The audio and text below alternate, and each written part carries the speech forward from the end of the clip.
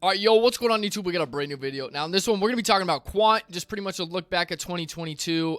Going into this article, I think it's important to talk about what they actually accomplished in 2022 because I actually think they accomplished more in 2021. But again, they had some very good accomplishments in 2022, and this just shows you how much Quant is actually building behind the scenes, right?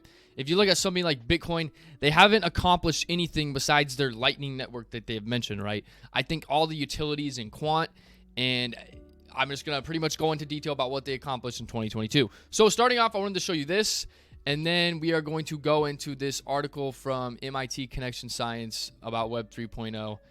And this is a really good read, but I'm going to give you all the juicy parts, and then we'll end off with a conclusion, price action, all the, good stuff. Let me move this here. All right. So very important, glue your eyes to the screen for the next however long this video is. So starting off here, a focus on growth.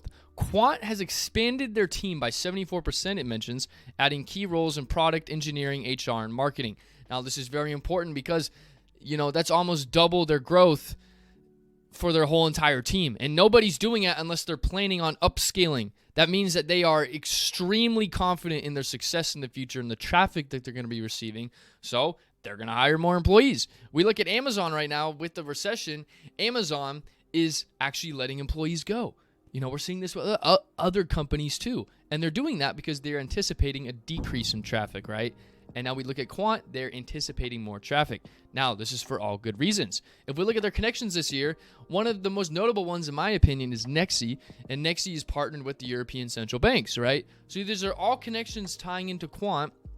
And this is why I think that their Overledger is going to stay and it's going to be, solidified in the industry for however many years to come, right? So number 2 on what they've accomplished, they mentioned improving Overledger are low-code API gateways for blockchain. They said this year we've issued 22 new releases for Overledger roughly every 2 weeks with functionality including smart contracts, blockchain-based payments, user interface, new support of distributed ledger networks, right? And I guess they mentioned XDC, which I didn't even know that they had. So that's another thing I learned reading this.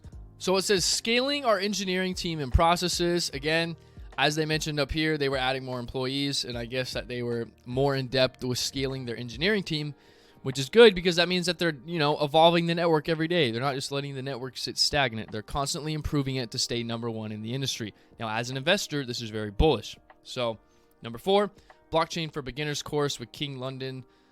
They have 27 million developers worldwide without specialist blockchain knowledge, and they're pretty much teaching them about the blockchain, and they're hiring new developers and teaching them how to use Overledger because this is going to be a key factor in the future, guys. Overledger is not popular right now, but you give it a couple years, Overledger is going to be the most talked about thing once we get to Web 3.0. Number 5, deepened our relationship with LACchain. LACchain is a pan-regional blockchain program across 12 countries in Latin America. Now, that is definitely something that is very worth noting. They have revitalized our brand marketing and communications. They said earlier this year we relaunched our website with more color. Now that's pretty much just like a different brand. Nothing really important with that. So they participated in top global forums for financial services. They mentioned that they were at the CBOS, the Innovate Finances FinTech Week of London, the IETF and panel sessions with the Future of Finance, and the Digital Pound Foundation, which I think is the most notable on this list. They partnershiped with UST to accelerate institutional digital assets. Now, this is another very good accomplishment they had this year. This is more near the end of the year, though. They partnered with USDT, and it says a sizable digital technology company with 30,000 employees in 25 countries. I knew USDT was UST was scaling. I didn't know it was to that extent, right? So, again, another bullish reason for Quant. And then he finishes off saying, looking to the future, and then he's, thankful, blah, blah, blah, all that, jazz. But pretty much, it was a good year for Quant. It was a very good year. They were developing. Yes, the price goes down, but again, guys, the price does not reflect what's going on behind the scenes. Anyone with a brain can understand that. Just because Quant went from $400 down to now $100, that doesn't mean that, the team and the project went down with it, if that makes sense. They are building behind the scenes. This is purely retail, pumping and dumping Quant. However, the Quant utility, guys, now I'm going to get off track. I'm going to become unlinear for a second. The Quant utility is so good to where Gilbert Verdian knew that he'd have to give his coin some power and some leverage, right? So people would want to hold it. The only way to access the Quant network is to use the token, right? So in the future, when all these financial institutions are using the Hyperledger and the Overledger gateways, all that jazz, and they're, starting to implement DLT gateways, they're going to have to use Quant to access those, right? So I think that's very important, because anybody holding Quant, obviously, it's going to be more valuable. So I think all the utilities with Quant for that reason alone. And going in right here, so the MIT Connection Science from the Technology of Innovation. Now, this is pretty much talking about the Web 3.0 Security Challenge. I'll leave a link for this in the description below so you could read all this. But I'll just kind of skim through it and give you the generalization of what I read. So pretty much they're mentioning how there's a security challenge and how the blockchain, this and that, you could steal a bunch of money, blah, blah, blah. However, I think anybody who's getting money stolen on the blockchain is just very uneducated.